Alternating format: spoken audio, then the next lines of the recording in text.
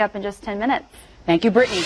Our top story this morning, the couple charged with kidnapping and killing Heather Elvis will be in court for a bond hearing.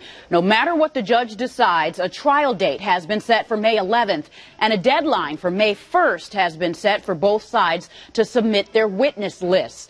The county will screen 800 jurors. The Horry County solicitor tells us court will have to try to seat a panel before a change of location can be considered. A former solicitor we spoke to says the biggest burden in this case is not knowing where Heather is. And of course, you can have all the late-breaking developments at your fingertips as we get them. Our staff will be sending out tweets about the bond hearing using the hashtag HeatherWMBF. But you can also follow along the bond hearing live on WMBFnews.com. We'll have a link on our homepage that will show you the stream inside the courtroom. Again, that begins at 10 a.m. this morning. Plus, get updates in your news feed like the WMBF News Facebook fan page. Then tune in to our afternoon newscast for reaction to the judge's decision, whatever that might be. Well, new this morning, before you go for that third beer or cocktail tonight, if you're middle-aged, you may want to reconsider. A new study suggests drinking more than that may raise your risk of stroke significantly. Research showed there was a 34% higher risk of stroke for people who drink more than 2 a night, which it categorizes as heavy drinkers. The study in the American Heart Association Journal says midlife heavy drinkers were likely to have a stroke 5 years earlier than light drinkers. And on top of that, heavy drinkers had a higher stroke risk compared to well-known risk factors like high blood pressure and diabetes. At the live desk, Mandy Knoll for WMBF News. All right, thank you, Mandy.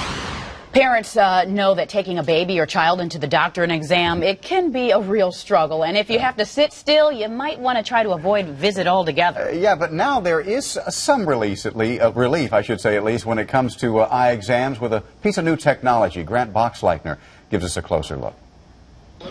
Dr. Robert Weiss's newest tool in his pediatrician practice looks like a large camera. It's something that was made to be accurate and made to be technologically sophisticated and yet user-friendly. Dr. Weiss says the Spot Vision Screener can help physicians identify potential sight problems in young children or those with disabilities, and it all happens in seconds. It gives us information about nearsightedness, farsightedness, focusing issues, as well as gaze deviation as young as 6 months of age. Dr. Weiss demonstrated the technology by giving me an eye screening and a printout of the results. You're probably good for at least another, I think the warranty is good for about 2 weeks here. All kidding aside, Dr. Weiss says he's already seeing positive results. One child who is a year old that we picked up with a hyperopia and an astigmatism, hyperopia and amblyopia, and that child is already patched. But the screener is not just limited to the very young. Its best results come when it's used in a population of people who can't otherwise be examined effectively. And again, that would be the younger people, or it might be older individuals who can't comply with a visual exam. All right, how would you like to influence the kinds of recreation Horry County has planned for the future? We're going to show you how to get pumped with your input next. WMBF.